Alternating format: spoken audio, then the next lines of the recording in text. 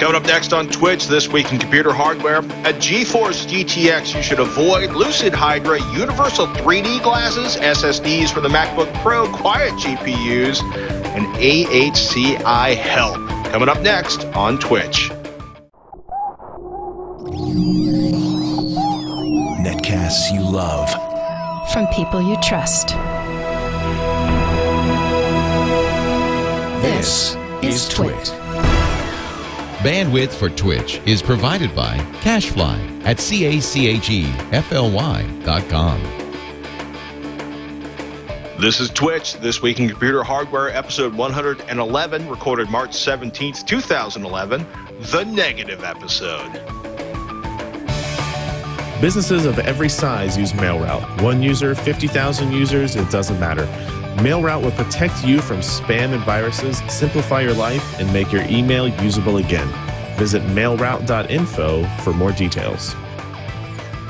Welcome to Twitch, This Week in Computer Hardware. My name is Patrick Norton, and joining us back, and I'm thinking not looking lobster-like, so he must have wore the big hat and the sunscreen, the benchmarking maven himself, Mr. Ryan Shrout. How's it going, man? Well, thank you for welcoming me back. No, I did not get extremely sunburned. Actually, I don't think I really got sunburnt at all. I was pretty liberal with the sunscreen. I'm also not any tanner than I was probably 2 weeks ago as well. Such is the curse of being freckled and redheaded and fair-skinned, I guess. So I'm voting for a slight increase in tanniness on you. I don't know. Maybe I screwed with the camera white balance a little bit. You never know, right? At this point, yeah, I had no idea I'd be getting wired for a new Wi-Fi antenna on my teeth at the age of 40. So yeah. I would like to point out. Yeah, basically, if anybody's wondering why I have braces, it's so I still have teeth when I'm 70. That's the deal with my dentist. I get braces, and he promised me I have teeth when I'm 70. So hopefully I outlive him in case this doesn't work out.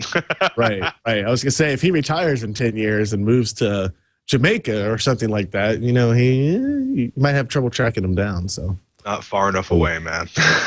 Hey, to take a moment to get real serious here. Obviously, horrible things have been happening in Japan. Obviously, the earthquake, the tsunami, human suffering, and something we talked about on TechZilla. Do me a favor, before you forward any chain mails that are floating around, check me against Snopes, check me against one of the vetted websites out there, because already there is ridiculous. The thermonuclear fallout map, why everyone west of the Mississippi is going to die.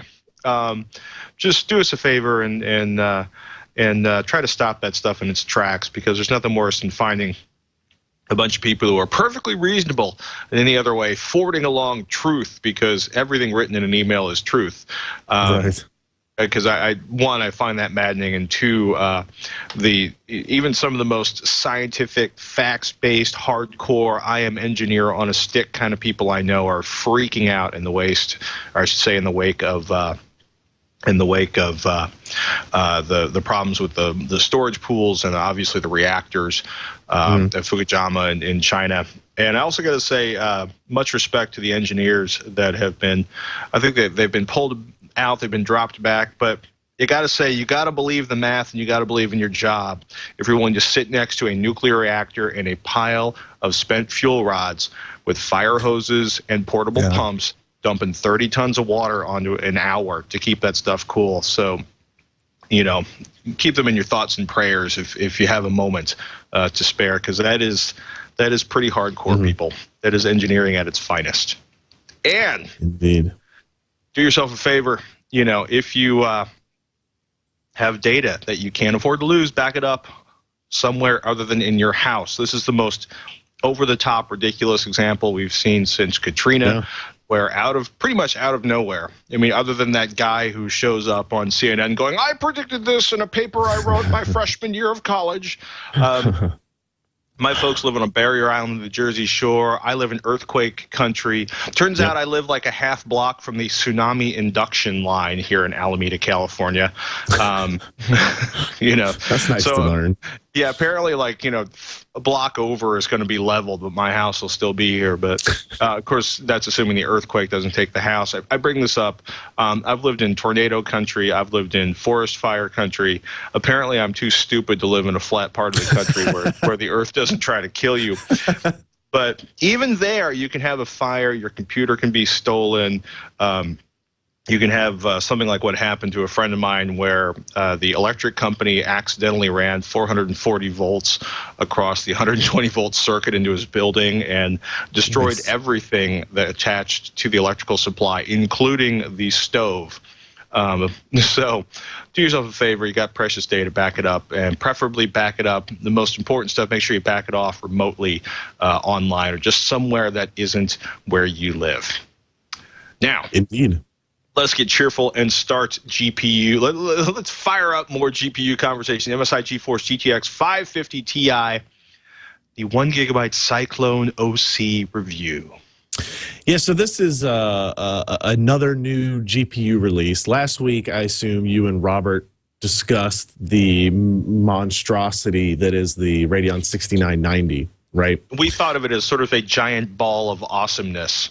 If you can afford it. It's not really in a round shape, but I'll go with that analogy. That's fine. A giant fistful of 2 fistfuls of awesomeness. There you go. So this is a $699 video card. The one that we are going to discuss this week is much smaller, although it has sharper edges, you might notice. It's definitely a better weapon, maybe, perhaps.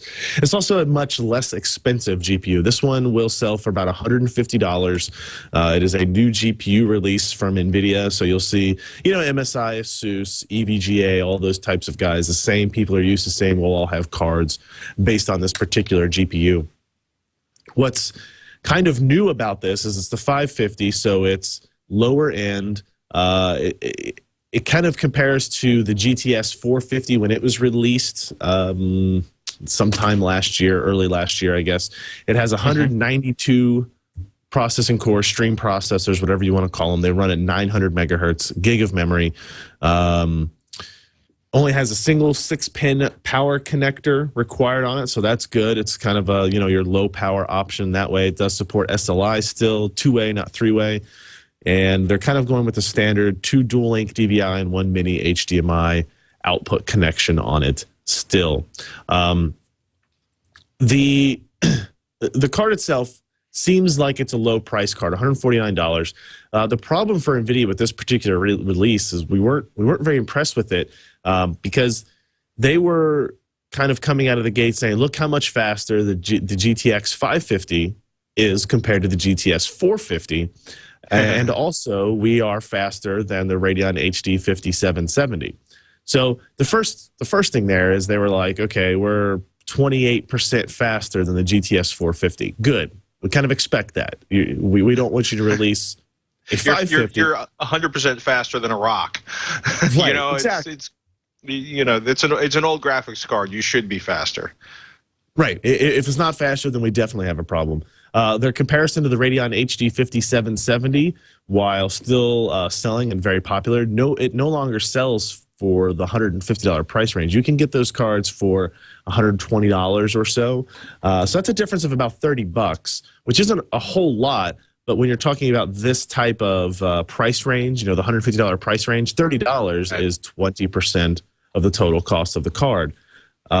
So what I did to be the most fair to the reader, really, because we don't want to just do what NVIDIA and AMD are kind of recommending us to do, is we went out and found the cards that were selling today for that price. And the most notable one is the GTX 460 768 meg version. There are 2 versions of the GTX 460, a 768 and a 1 gig. 768 is a little bit cheaper. And pretty much across the board, the GTX... I sense an ass kicking. Yeah, pretty much across the board, the GTX 460, which is an NVIDIA chip. It's technically from a previous generation. It's the same architecture, essentially, but there have been little tweaks for power efficiency and that type of stuff coming from the 400 series to the 500 series. And the 460, 768 meg, which is a lot of numbers all at once kind of mashed together, turns out to be a much better card. It does use more power, but not exceptionally so. If you're a gamer, if you're worried about game frame rates, you're probably not worried about 20 or 30 watts of power consumption. And so that was kind of disappointing, right? Because it seemed obvious that in the NVIDIA kind of marketing machine didn't really take into account what the actual prices are on cards for the market today. They kind of went like, well, what are the sticker prices of the cards that we want to compare against, right? What are the MSRPs? Because you look, like they compare themselves to GTS 450, like we were saying, 28%. That card goes for $80 now. So it's like half the price almost of this GTX 550. So you definitely would assume it'd be faster than that. And just as the last little note here, I took another AMD card, the Radeon 6850 1 gigabyte card, and I use that just as kind of an example of here's a card that costs about $20 to $25 more than the GTX 550. So we already kind of assumed, we already came to the conclusion that the GTX 460s that you can still buy today that are $150 are better cards for the money. If you're going to spend $25 more, you can actually get a 6850 that does way better than even the GTX 460 does. So it kind of demonstrates two things. One, at this $100 to $200 price range for graphics cards, there are so many options that you have to be very careful that you don't kind of buy into the hype and say, oh, this is a 550 model number. It's got to be better, and immediately go buy that. We literally just had a question like this on TechSale. The guy's like, I had a 4560, I upgraded to a 54, whatever. My new GPU is slower on video games. What gives? And we're like, you went from a enthusiast video card to an entry-level DX11 card with like, I think it was 1/8 or 1/4 the memory bandwidth. Fewer shaders, and it's like, and this has been a problem with GPUs, forever, where just because a number is higher doesn't mean the card is actually faster. You really have to check reviews. You really have to check specs, or you can really find yourself looking at a card and going, I wasted my money. And that's just, I think it's a problem for the industry, but I think in a lot of ways the industry doesn't really care. Is that too obnoxious to say that? No, I don't think that's too obnoxious. I think cadence that they release products, there's going to be difficulty trying to create some kind of model numbering system that really kind of communicates that. You can look at Intel and their processors and AMD and their processors, as well as the GPU side, where there's really nothing to do that's going to kind of satisfy both sides here. So you just kind of make sure you don't have to do really in-depth research, but you have to do basic research and check the most sensible type of views. I mean, is there any point in releasing, the GTX 550, the GF 116, or are they just doing it because they need to be consistent with their model and they haven't sold out the channel on the older parts yet? Because I mean, the 560 Ti is a good part. The 580 Ti seems to be a really good part. This one just seems to fall a little farther off the curve than we'd like. It does, yeah. It's, this like the 550, the GTX 550 Ti here, the new one. If this were $15 to $20 less expensive, I'd have no problem with it. It would fit right in line with the Radeon 5770. It outperforms that, and it's less expensive than other cards that outperform it. It just seems like out of the gate, the pricing on this not properly set. I think we'll see that kind of self-correct here in probably 2 or 3 weeks, and then because you've got to assume the 400s will eventually be gone. Right, and you will all be left for what the 500s and whatever comes after that, 600s or whatever. And so I think you'll kind of settle. We'll settle into the right price point for this, but out of the gate, not a good choice at $150. Interesting thought here. Lucid Hydra Performance. You guys reviewed. So Lucid Hydra technology allows you to run basically NVIDIA cards. To run pairs of NVIDIA cards on your AMD motherboards. And it's really the only, obviously AMD isn't going to build chipsets that are compatible with NVIDIA's cards. Right, so it's actually not AMD's choice, it's NVIDIA's choice. NVIDIA's choice. Yeah, Sorry. So originally SLI was a licensed technology. I guess technically it still is.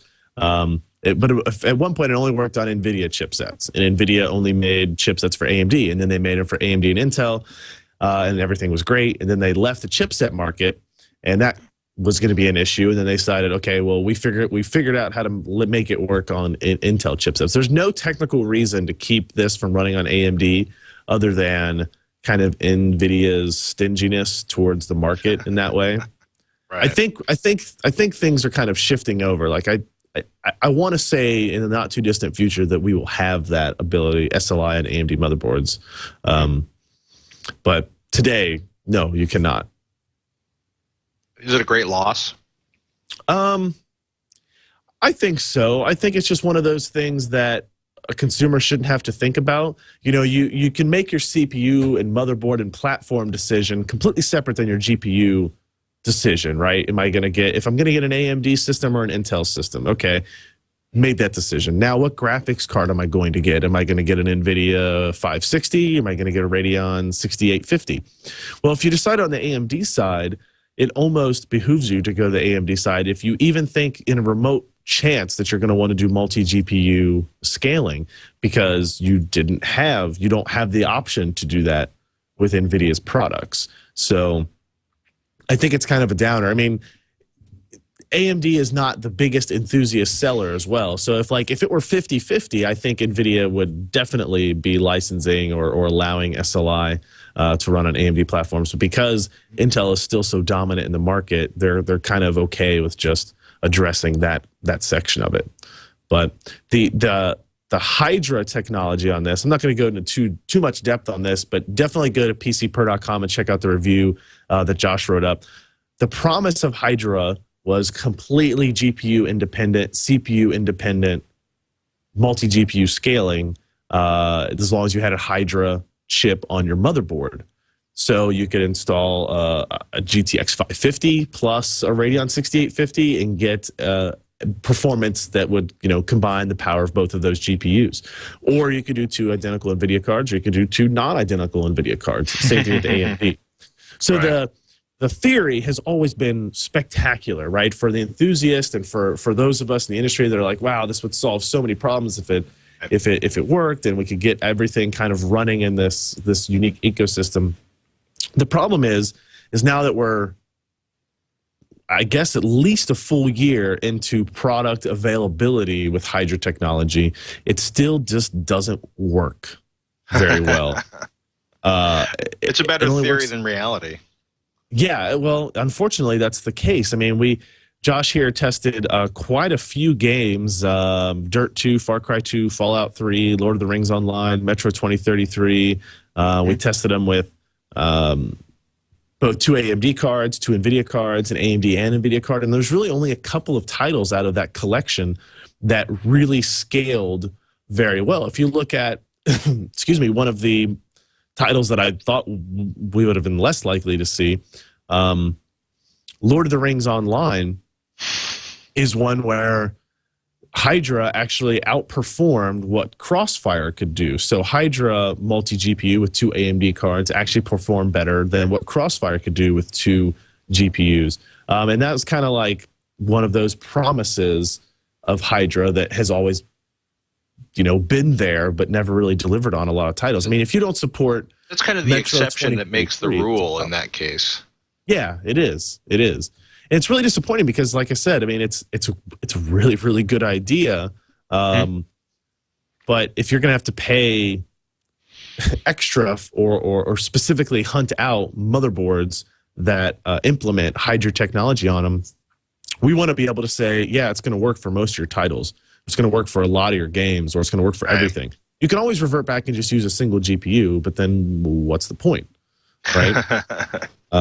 So it is another kind of like, it feels like a downer episode of the show so far. Was down on the GTX 550 Ti, or down on the Hydra technology, and it was unfortunate because I basically had the same conclusion the very first time I looked at Hydra.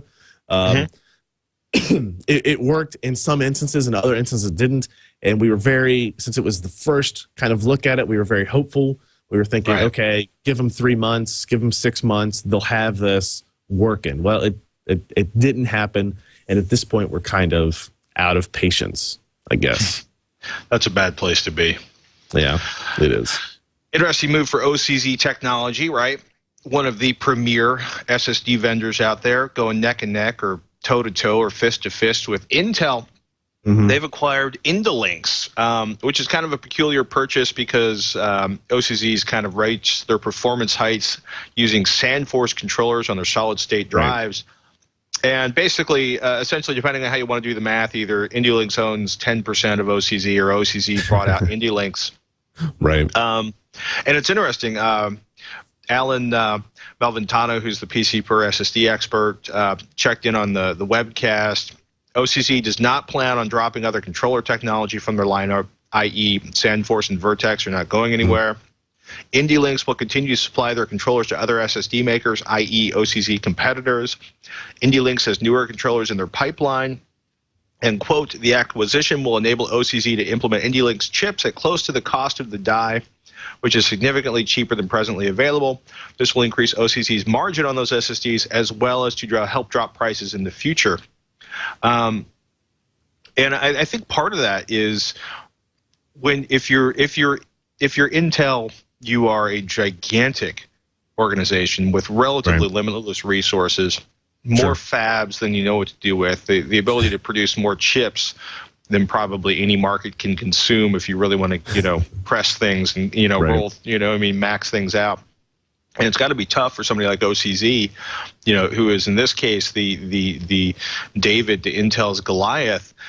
And one of the ways to beat a company like Intel to OEM partnerships, and as much as everybody, me, Ryan, most of the people that are listening right now, you like to get inside your machine, you like to tweak things, you like to upgrade parts, you like to change things, you like to build your own systems. The vast majority of money made by hard drive vendors and graphics card vendors, or more accurately, graphics chip makers, GPU makers, is in the big, giant contracts with OEMs.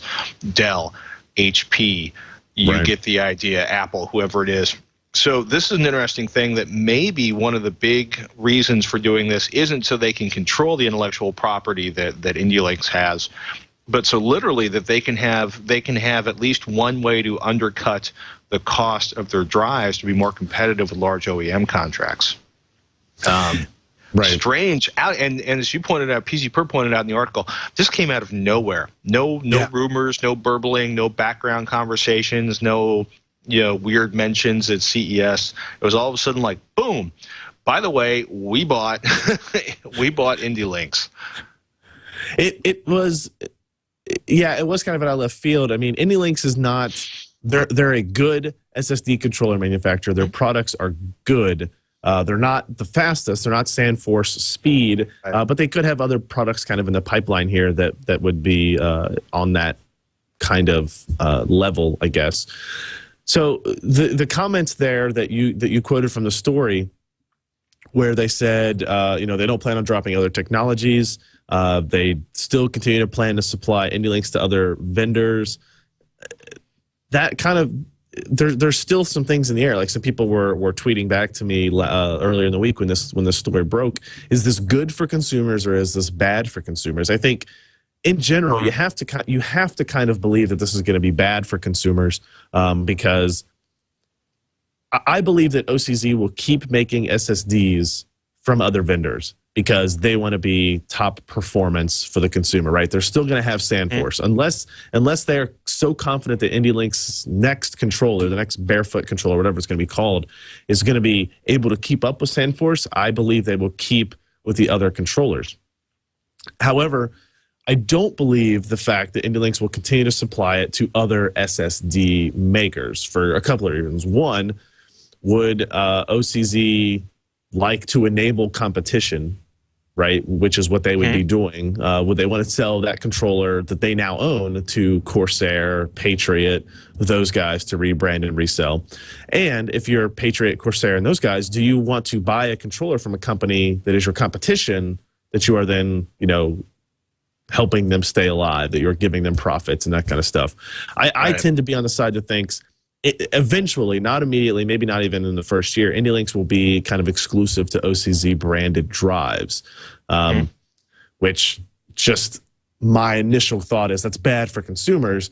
But if OCZ keeps up with development, will their engineers keep building new parts and coming up with new controllers to? Yeah, right. And you're right. You're 100% correct in that the consumer, we're important, we matter, but the real money is in OEM markets, is in enterprise markets. That's where their high margin is. It's where their high volume is even.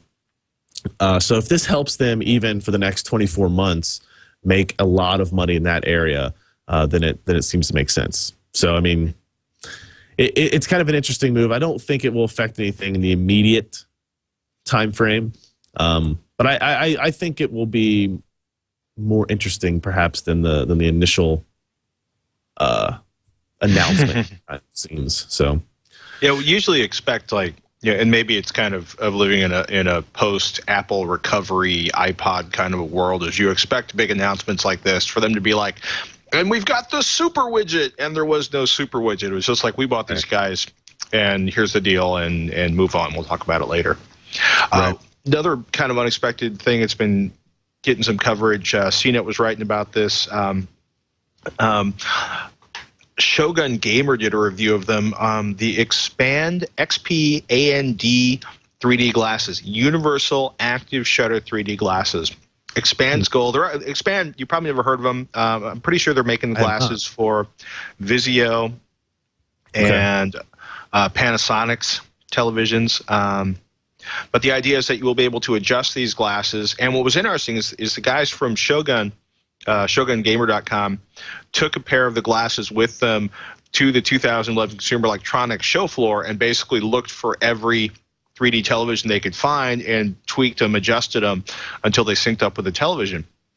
And this is a pretty interesting idea. If you have, if you bought a 3D HD TV, you may have found out that either A, came with no 3D glasses in the box, or B, that maybe it came with one pair and there's two people in your house, or two pair and there's three people in your house. And in any case, you went to buy them, and these unbelievably ugly, clunky glasses cost about $180. Wait, you think these are ugly? These. It's really high up on my nose too. Panasonic's it's the like worst. Somewhere around here, I've got a best of collection of Ray Charles with those beautiful Persol glasses he wore, and those are like a caricature of those classic 50s Persol glasses. Yeah. And the truth is you don't wear those glasses to look good. You wear those glasses so that the stuff on the screen looks good. But and think about this: is right now, you buy a TV, you buy glasses for your family of 4 that work for the TV. You buy another TV in 3 or 5 years, you have to buy a whole new collection of glasses, right? And that's, in theory, maybe the glasses will be cheap in 5 years. Maybe they'll be passive in 5 years. Maybe we won't need glasses, but the threat for a lot of people on 3D, along with the expense and the lack of great content outside of some gaming and maybe Avatar, if you can actually buy a Blu-ray 3D or 3D Blu-ray of Avatar. Right. Yeah, they're getting like $125 for the. Yeah, I know. bundle. I bought the Panasonic kit that came with it before Christmas, and I really thought about it. I was like, do I really need this movie, or would I rather have $150? I couldn't sell it, so whatever. Well, you can still sell it at this point. But Expand's goal, and Gunnar Optics, who is a company that make the specialized eyewear for people that live on computers like we do, is going to be another competitor for this. But the idea is that you buy a $70 or $80 pair of glasses, that their goal for Expand wants them to work for everything from notebook computers all the way up through big screen televisions. So I'm actually looking forward to get our hands on some of these to see how it works. I'm also. I was showing you these 3 different types of glasses I have. So I have probably 3 or 4 pairs of these NVIDIA 3D Vision glasses. Before Christmas, we bought a 50-inch Panasonic 3D TV that has, in my opinion, these are the worst glasses I've used. But we've got 2 pairs of these, and just recently we got a Sony smaller 3D TV for a different office, and they use completely different glasses. And of course, I had to try all the other glasses just to see if by some magic event they all worked on one or the other TVs, and they do not, of course. So it's kind of like the. If you were ever a Guitar Hero or Rock Band fan, the stigma of having like 9 different plastic guitars because one went with PlayStation 2, one went with PlayStation 3, one went with Xbox 360. It's the same type of issue there. So it's wasteful. I mean, why? It is. Why do you need 4 guitars with the same freaking 4 colored buttons on them? Right. So. Anyway. And then suddenly, the. Pretty good article up on hardocp.com. If you've been thinking about making the move to water cooling and you don't want to deal with the threat, I was actually talking to Kyle from HardOCP about this. Is like, look, if you're not willing to get your motherboard wet and kill your computer, you shouldn't be water cooling, or should be using a sealed system, a pre-configured system. Corsair's H70s is an upgrade to their H50, one of the better known ones. Thermalright Archon, Coolidge Eco 240, and they just reviewed up at hardocp.com the Antec Cooler H20 620 CPU water cooler. And basically, as they describe it, easy processor water cooling is getting, well, easier all the time. Yeah. Pretty good write-up on that one. If we want to take a look at the comparisons, where it really gets interesting is looking at the cost, or what they chart out as a dollar performance ratio. And that's where things get kind of sticky. I don't want to steal their thunder. Everybody should go to PCPer.com.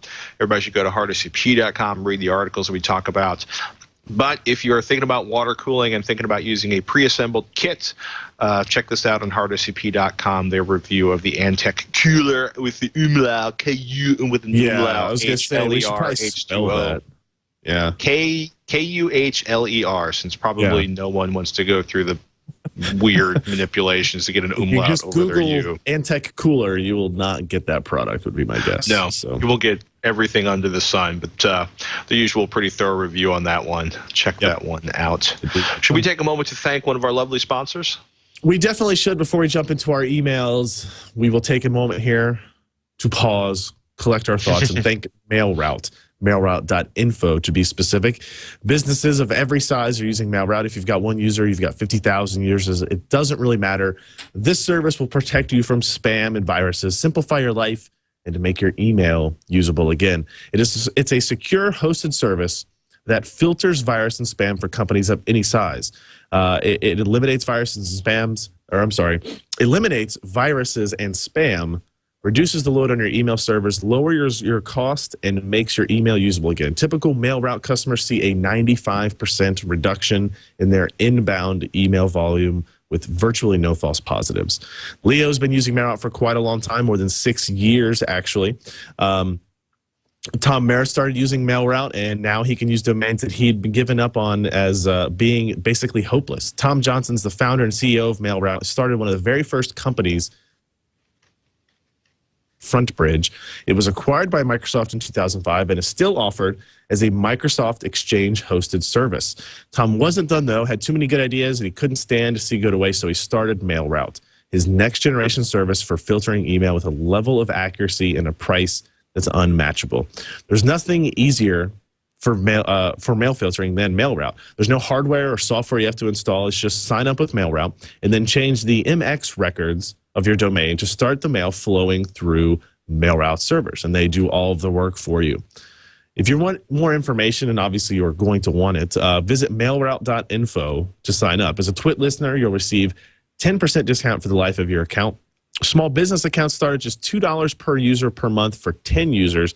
And because of the demand from the Twit Army, MailRoute has added a new service for individual users as well, less than $30 per user per year for single users.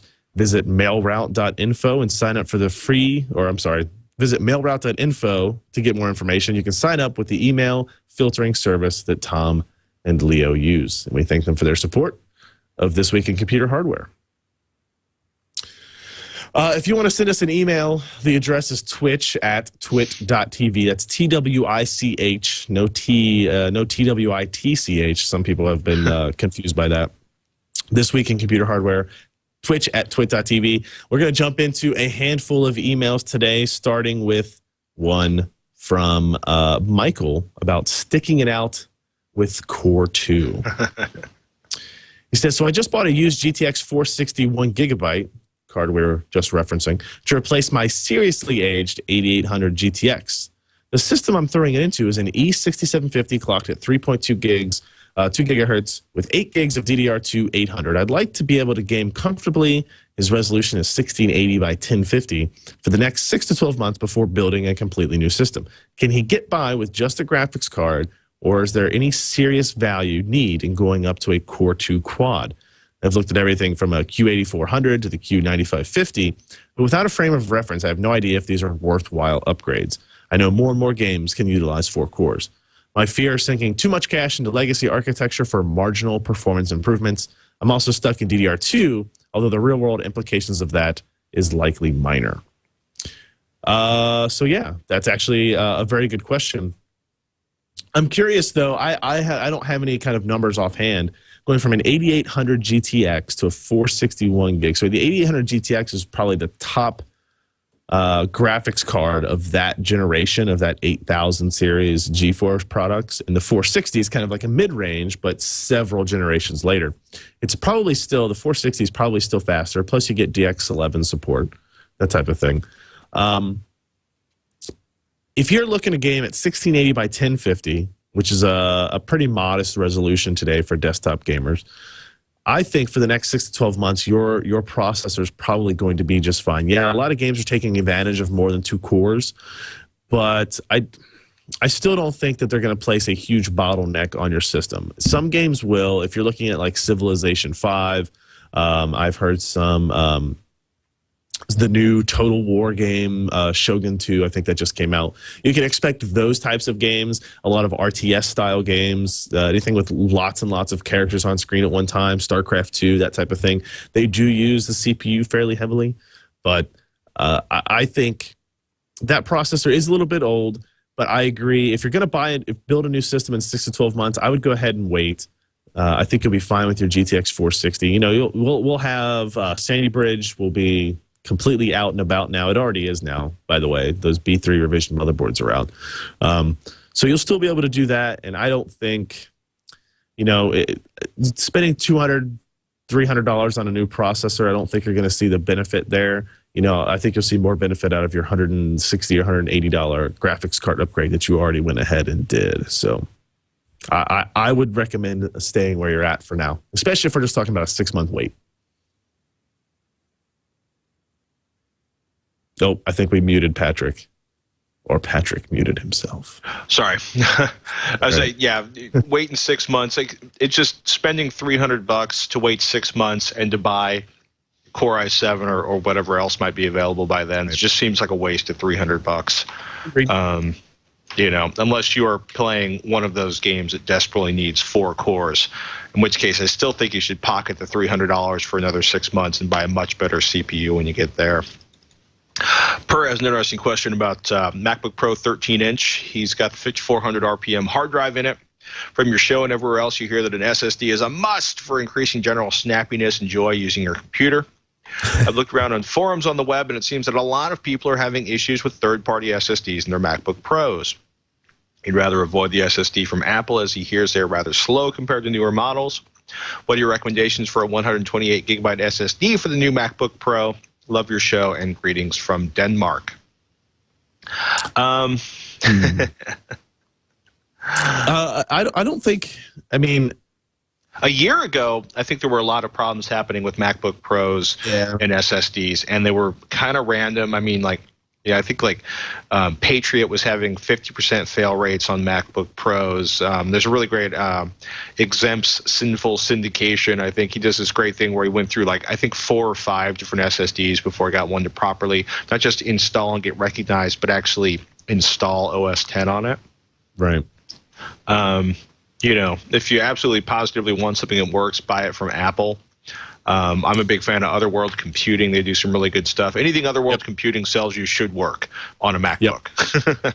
We were having an interesting discussion last night about this. There is a rumor going around. So the new version or the new MacBook Pros support trim natively. But there is a rumor going around that is only supported on the SSDs that are sold through Apple. Like if you put in a third-party SSD, even if it's a controller that obviously supports trim, you know, maybe even the same controller that Apple's using on their upgrades, that it may not actually implement it correctly. So something to keep in mind. But he's already got a MacBook Pro 13. So well, he says he's got this brand new one. You know what, I don't know if we haven't mentioned it yet, but I know at least as of yesterday there was a big sale on the OCZ Vertex 2 drives. Those are SandForce-based drives. You can get a 240 gig for $380.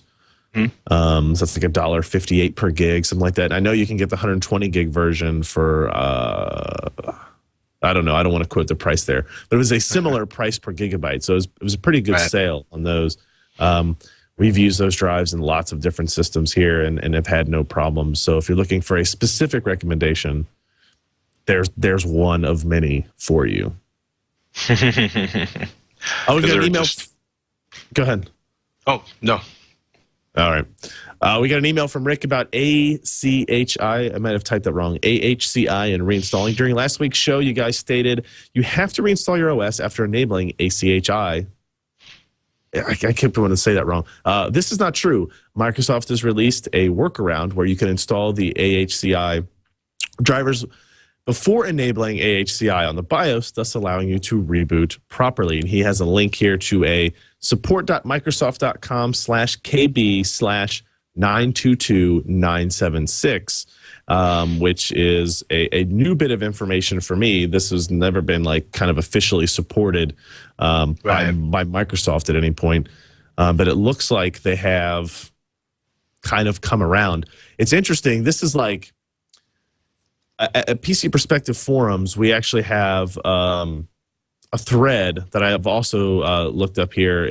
I won't try to say the whole URL, but if you Google PC per AHCI, this will definitely come up as the first result. Right. We have almost 1 million views on the first page of this thread. Oh, wow.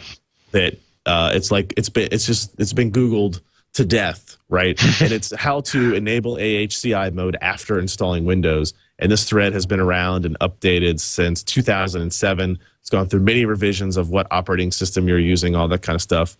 It's obviously very popular, hopefully for a reason. So it looks like if you had issues with that, I guess this was a question that you and Robert kind of fielded last week then. Yeah, it was definitely one that kind of had us running. Ashwin emails in about Fios and the home theater PC. Says Fios TV works exactly like every other digital cable provider. Just call up Verizon and they'll send over a tech with a multi-stream cable card in hand. We had a question about a home theater build-up and whether or not you could actually do a home theater PC that would work with Verizon's Fios TV. Ashwin says, I use an Infinity V4 with my Fios install and it works perfectly. If you're interested, he says, here's my amazing build. My movies plus any DVD to rip Blu-rays, Infinity V4 to record HD Fios, Zune Pass because Microsoft DRM plays nice with Media Center, 6 terabyte RAID 5 and a Core i7 920, which since he just said Zune, I also want to send out my condolences to the Zune, which Microsoft has decided to quietly drop this week. The hardware, but not the software. So True. The Zune Pass here will still be good, which I the love. Zune lives on in the Windows Phone 7 interface. It does, and I've got my hands on the first, my first experience with Windows Phone 7 this week, and I like it. And the Zune implementation on it is actually really cool, but I don't think it's enough for me to actually move over from anything else. Let's see, we've got a lot of emails here, not a whole lot of time in. We got an email from Felix about quiet GPUs. Says the show is pure, uncensored, awesome sauce. So that's a compliment, right? Yeah. I think that's a massive compliment. I am building myself a gaming PC since my current is 6 years old and takes an astonishing 25 minutes to boot. I have a high-res display, Dell U2711, which is 2560 by 1440, and I want some serious gaming performance to be able to enjoy all those lovely pixels. The problem is I want to be able to use my computer without annoying the living hell out of the rest of my family, as I have in the past with the old X1650 Pro. At the moment, I'm leaning towards a 6950 2 gigabyte with dual BIOS, which I will use to flash my card into hopefully a 6970. Problem is, I don't know which card to choose. There doesn't seem to be a consensus in the different forums online as far as which to choose. Some say the reference coolers work just fine if you lower the fan speed. Others say the power cooler PCS++ is quiet, whilst others say it really isn't, and so on. I will have good airflow in the chassis and can live with some noise when I'm gaming. Please help me out here, guys. I don't have any experience with that power color PCS++ cooler that I know they're using on some of their 6000 cards. Have you used them at all? No, I have not. Okay. The thing that I wanted to remind Felix of is that you can change you can change the cooler on your GPU. That's true. It is not that painful, and there are many, like FrozenCPU.com is a good source. Yep. And start looking through there. And I would suggest upgrading. Basically looking for a quieter cooler, whatever card you get. But yeah, gosh, I'm trying to think. I know Zalman has some now for the 6800 series as well. I know they're more they're better coolers. I don't know exactly how much quieter they are. The reference coolers are actually pretty good on the 6800 series.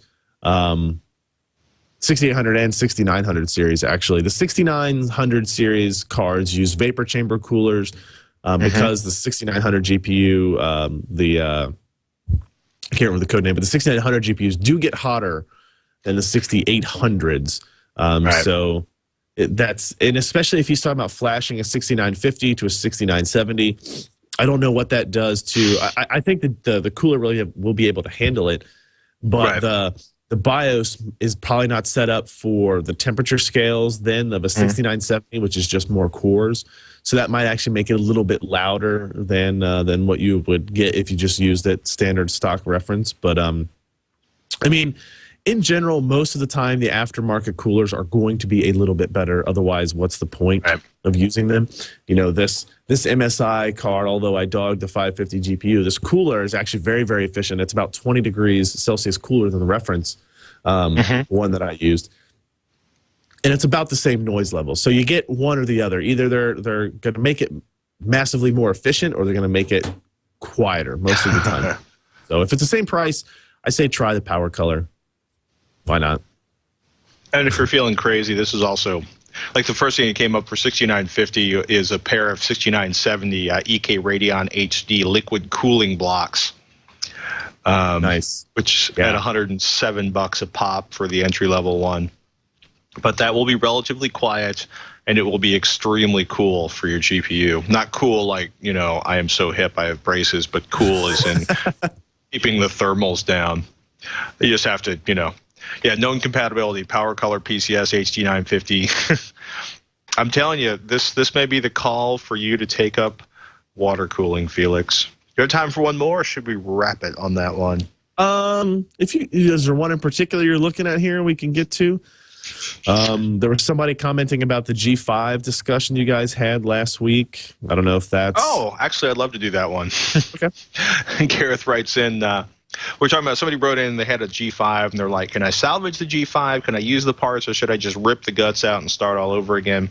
Right. Gareth says, Gareth, I can tell the Advil's subsiding. They also did some work on my tongue with a laser at the dentist this morning, the orthodontist. It's a rough day. Yeah, it was an interesting experience. Gareth says, hey, guys, further to the discussion last week, all I'm saying is frenulum. My frenulum is now shorter. Gareth says, hi, guys. Further to the discussion last week, can I suggest a use for G5 towers? Media centers. I know what you're about to say, but hear me out. I have a dual 2 gigahertz G5, 1.5 gigs of RAM, and a GeForce FX 5200 stock as new. It runs 10.5, the last OS available for a PowerPC, and has XBMC running on it. With the latest version of XBMC, it runs 720p MKV files without any problems. DVI to HDMI cable connected to the TV. I filled the G5 with a couple of 2 terabyte hard drives for space. G5s come with an optical as standard for those who want 5.1 audio. It also has a MySQL server running for XBMC for a shared library.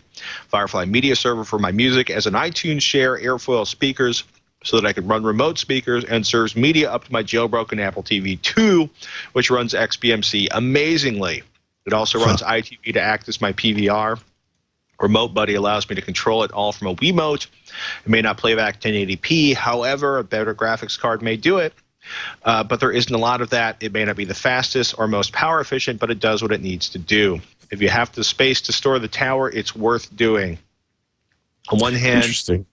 Yeah, on one hand, I'm totally with you, Gareth. You've actually done an amazing job getting some useful stuff out of that G5, that PowerPC processor. On the other hand, I would love to see what the power consumption on that is versus a $100 Atom. That's true. Mini ITX motherboard. I mean, that was, you know, Rob just did a review of the Puget Systems, one of their Serenity silent systems with the Core i5 2500K in it on Texilla. And the performance was nice, but what really blew him away was the performance given the minuscule amounts of electricity that system was consuming because of the Core i5 2500K. So Gareth, awesome idea. I would have never thought to run XBMC on it. I was leaning towards yellow Linux. You could use it as a media server, a video jukebox. But I love that you're actually using it as an XBMC, which is basically, if you're not familiar with XBMC, Google it. It is a really awesome media center. Basically, it was the Xbox Media Center. Runs on Windows, OS 10, Linux, Xbox, obviously, and it's a pretty amazing piece of work. Cool. That's a really good idea, Gareth. Thank you so much for sending that in. Just watch the electrical bill. Twitch at twitch.tv is the email. I'm Patrick Norton. You can find me on TechZilla. We've been talking a bunch about that during the show. PCPer.com is one of the best hardware review sites on the internet. So that's where you can find Ryan Shrout normally. Ryan, got any good stuff coming up this week? Yes, I would expect a graphics card. If you are interested in the 6990, if you're interested in those super high-end graphics cards, you'll definitely want to pay attention this week, maybe into early next week. I guess that's what I'll say. Yes. there could be more of those being released. How's that? It sounds mysterious. a gentle tease. TechZilla this week, coming up our next one. We'll get hands-on with Internet Explorer 9, which just came out. The iPad 2, why its camera may disappoint you, and Digital Projection, one of the premier front projector manufacturers, sent us their latest, a mere $6,500 projector, which Rob is going to test against my new $650 refurbished Optoma, but the Envision Cine 230. Nice. So you would not believe how beautiful the output from that projector is. I mean, for $6,500, it should be beautiful. It should be, right? Yeah, exactly. That should be the motto. Still be nice to see. For that much money, it should be awesome. Anyhow, indeed. Twitch at twit.tv is the email. We love your questions. Keep sending them in. Until next week, I'm Patrick Norton. I'm Ryan Shrout. Have a great week.